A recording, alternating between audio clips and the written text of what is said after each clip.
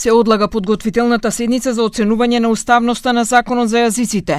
Ова го одлучи Уставниот суд, откако го доби дописот од председателот на Собранието Африм Гаши, со кој го извести Уставен дека Управниот суд ја укинал одлуката за избор на судијката Елизабета Дуковска за уставен судија од пред 2 години.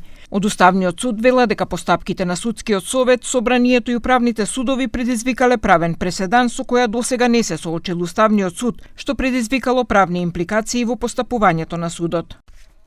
Судот одлучи да се одложи подготвителната седница по предметот на Законот за употреба на јазиците, која беше закажана за 19 јуни, од причина што судијата на кој се однесува поништената одлука за избор со пресудата на Управниот суд е судија известител на конкретниот предмет, а дополнително судот има донесено заклучок според кој постапувањето по овој предмет треба да биде во полн состав. Министерот за правда Игор Филков вели дека Судскиот совет треба да постапи согласно пресудата на Управниот суд, да ја повтори постапката и да достави нов предлог до Собранието.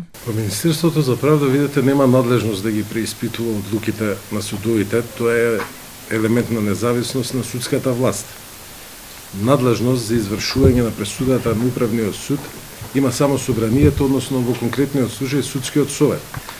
Така да должност на Судскиот совет е согласно препораките, односно пресудата на Управниот суд, да ја повтори постапката, да ги земе во предвид препораките и да достави нов предлог до Собранието.